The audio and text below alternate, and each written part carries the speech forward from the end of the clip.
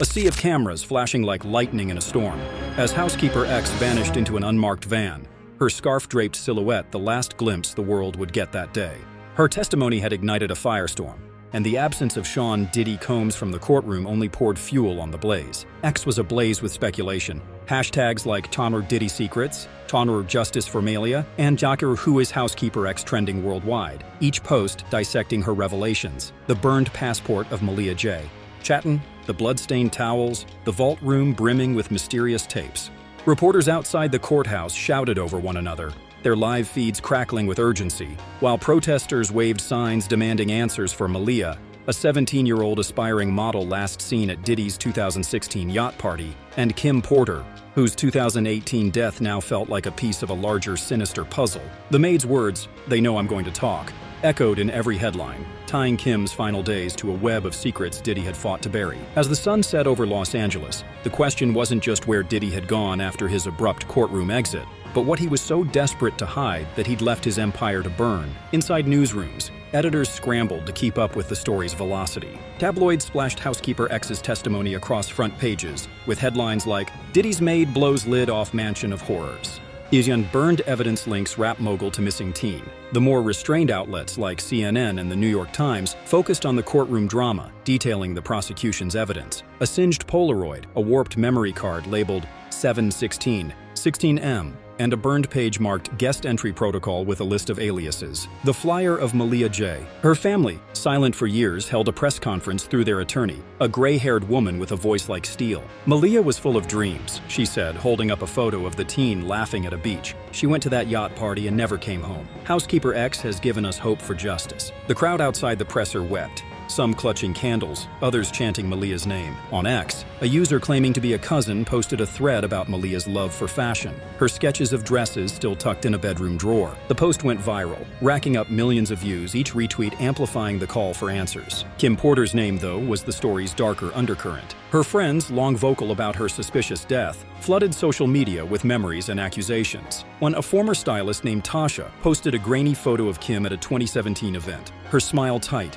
her eyes distant. "She was scared," Tasha wrote. "She told me something was coming, something big. Then she was gone." The Maid's testimony about the K-Fin vinyl folder and Kim's cryptic phone message, "If anything happens to me, don't believe it was an accident," sent shockwaves. Kim, the mother of 3 of Diddy's children, had died of reported pneumonia at 47, but her inner circle never bought the official story. She was healthy one week, gone the next, a childhood friend told a gossip outlet, her voice trembling. She kept saying someone was watching her, that her phone was tapped. The Maid's account of the mansion's eerie shift in 2018, no parties, Diddy pacing, strange trash, lent credence to their suspicions. A manila folder in the kitchen garbage, heavy with papers, wasn't just debris, it was a clue. The Maid hadn't opened it, but its label stuck in her mind, a detail she'd whispered to the prosecution under oath. Ex-users latched onto it, speculating K-Fin was code, perhaps for Kim's initials or a project she'd been working on. One viral post claimed it stood for "Keep all your friends in need," a cryptic phrase tied to a rumored memoir Kim was writing. The theory, unverified, spread like wildfire. The mansion itself became a character in the saga, its gates now a pilgrimage site for paparazzi and true crime enthusiasts. Drones buzzed overhead, capturing grainy footage of the sprawling Beverly Hills estate, its manicured lawns hiding the secrets housekeeper X had exposed. A former cleaner, emboldened by the Maid's courage, spoke to TMZ under a pseudonym, claiming she'd found symbols scratched into a mirror in a guest room after a 2015 party. "They looked like something from a horror movie," she said, describing jagged lines and circles etched in glass. The story, though unconfirmed, fueled a subreddit dedicated to the case where users posted blurry photos of similar symbols from other celebrity scandals, drawing wild connections to secret societies. More credible was a statement from a retired security guard who spoke to the Daily Mail anonymously. "I worked at Diddy's parties in 2016, he said. "The yacht ones were the tightest. Phones in bags, guest lists checked twice. I saw a girl who looked like Malia, nervous, out of place. She was ushered to a private deck and I never saw her again."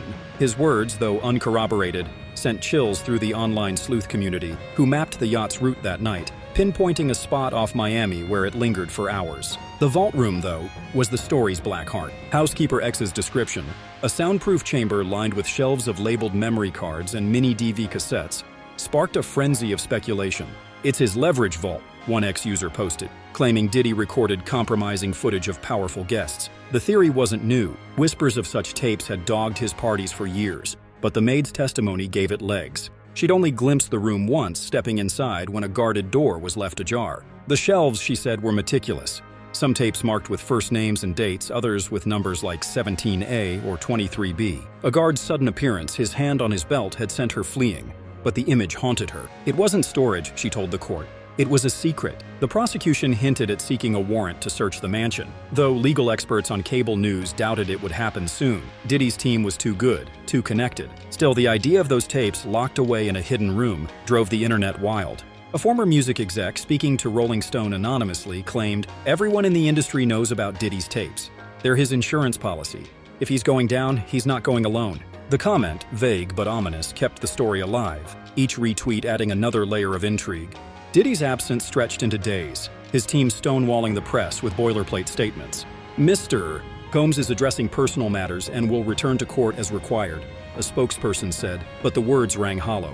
Paparazzi staked out his properties, from Los Angeles to Miami to New York, catching nothing but security guards and closed curtains. A grainy photo surfaced on X, allegedly showing Diddy at a private airport, boarding a jet with a duffel bag. The post from an unverified account was deleted within hours, but not before screenshots spread, fueling rumors he'd fled the country. Others claimed he was holed up in a Bel Air safe house, negotiating with lawyers. A cryptic X post from his official account, since deleted, read, "Truth always rises." It was vague enough to mean anything, specific enough to keep everyone talking. Legal analysts speculated he was preparing a defense, possibly claiming the maid's evidence was planted or her testimony coerced. But his silence spoke louder than any statement, and the public smelled blood. Housekeeper X, now under 24/7 protective custody, became an unlikely folk hero. Fans dubbed her the truth teller, creating fan art of a faceless woman in black holding a trash bag captioned, "She saw it all, but her life was no fairy tale." Sources close to the case told people she'd moved 3 times since quitting Diddy's employ, haunted by strange calls and cars idling outside her apartment. "She's terrified," a friend said. "She didn't want this, but she couldn't live with the guilt." The prosecution, aware of her vulnerability, kept her identity sealed, referring to her only as Witness X in court documents. Yet leaks trickled out. A sketch artist's rendering of her face, described as plain but resolute, circulated online. A tabloid claimed she was a single mother from Inglewood, working 2 jobs before Diddy's team hired her at $30 an hour, a fortune she couldn't refuse. The NDAs she signed, standard for celebrity staff, were ironclad, threatening lawsuits or worse if she spoke. Her decision to testify, insiders said, came after years of nightmares about Malia's face in that burned passport. Malia's case, dormant for nearly a decade, roared back to life. Investigators reopened her file, combing through 2016 police reports and witness statements from the yacht party. A bartender from the event, now living in Atlanta, came forward to a local news station. "I remember a girl matching Malia's description," he said, his voice distorted for anonymity. "She was young, maybe 17, wearing a white dress. She seemed out of place, like she didn't know anyone.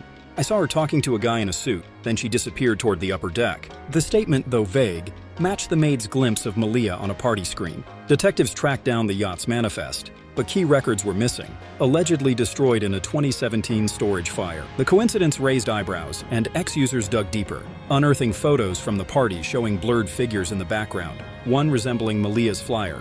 The Miami Herald reported that police were interviewing former party staff, some of whom claimed they'd been paid to forget certain nights. One former deckhand told detectives he'd seen a girl matching Malia's description board a smaller boat with 2 men, heading toward shore. The lead went cold, but it kept hope alive. Kim Porter's case, too, gained new scrutiny. Her autopsy, public but limited, listed lobar pneumonia as the cause of death, but inconsistencies nagged. She'd been healthy days before, complaining only of flu-like symptoms. Her friends, now emboldened, shared stories of her final weeks, paranoid phone calls, cryptic texts about getting out. A cousin posted on X, Kim was working on something big, a book or a documentary. She said it would shake things up. The K-Fin vinyl folder, mentioned by Housekeeper X, became a focal point. Was it a code, a file, a project tied to Kim's rumored tell-all? The maid hadn't opened it, but its presence in the trash days before Kim's death felt deliberate. A former assistant, speaking to Essence anonymously, claimed Kim had been collecting documents, stuff that could hurt people in high places. The assistant quit after Kim's death, spooked by a break-in at her apartment where only a laptop was taken. The story, unverified, fit the pattern of intimidation housekeeper X described: phone glitches, shadowed cars, warnings to stay silent. New witnesses began to surface, each adding a piece to the puzzle. A former driver for Diddy's team spoke to a podcast, claiming he'd transported special guests to the mansion late at night, often young women who looked nervous. "I was told not to ask names," he said, his voice low.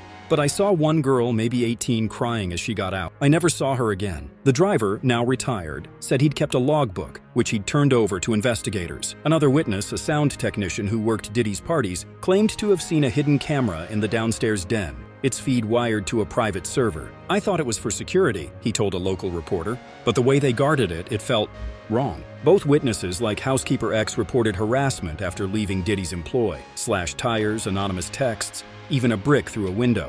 The stories, though unconfirmed, painted a picture of a machine designed to silence, its gears turning long after the parties ended. The prosecution, sensing momentum, pushed for more evidence. They subpoenaed Diddy's financial records, looking for payments tied to the silence envelopes or the yacht party. A forensic accountant, testifying in a closed session, reportedly found irregularities: large cash withdrawals coded as event expenses around the dates of Malia's disappearance and Kim's death. The judge, cautious but intrigued, granted a limited search warrant for the mansion, targeting the vault room. News of the warrant leaked, sending X into a frenzy. "They're gonna find the tapes," one user posted, racking up thousands of retweets. Others speculated the room was already empty, its contents moved or destroyed. A grainy video, allegedly from a neighbor's security camera, showed a black van leaving the mansion at 3 a.m. the night after Diddy's exit. The footage, unverified, kept the story boiling, each post a spark in a growing inferno. As the trial paused for a weekend, the world waited. Housekeeper X, hidden away in protective custody, was no longer just a maid. She was a symbol, a voice for the silenced. Malia's family planned a vigil, inviting the public to honor her memory. Kim's friends launched a petition, demanding her case be reopened. And Diddy, still missing, became a ghost in his own story, his absence louder than any defense. On X, a single post from an anonymous account summed it up: "The truth doesn't burn, no matter how hot the fire." The words, retweeted millions of times, hung in the air, a challenge to a man who thought he could outrun his secrets. The world held its breath as the Diddy trial teetered on the edge of chaos. The courthouse a lightning rod for a story that refused to fade.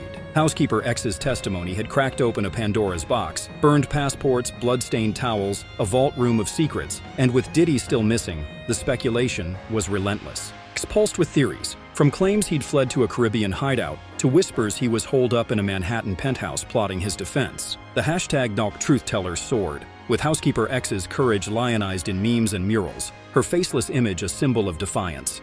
Malia J. Chatton's vigil drew thousands to Miami's waterfront, her mother clutching a photo of her daughter's freckled smile, her voice breaking as she begged, "Don't let her be forgotten." Kim Porter's friends, meanwhile, flooded talk shows, their stories of her final days, paranoid calls, a rumored memoir, stoking demands for a reinvestigation. The mansion, now under a partial search warrant, was a fortress under siege, its gates swarmed by reporters and drones. But as the weekend recess ended and the trial prepared to resume, a new bombshell was about to drop, one that would shift the story from scandal to something far more sinister. Monday morning dawned gray, the courtroom packed tighter than ever, the air electric with anticipation. Housekeeper X was gone, safely tucked away in protective custody, but her evidence bag, singed Polaroids, warped memory cards, a burned page of guest entry protocol, sat on the prosecution's table like a ticking bomb. The judge, his face etched with fatigue, called the session to order, but all eyes were on the defense table, still empty. Diddy's lawyers, visibly rattled, offered no explanation, only a curt motion to delay.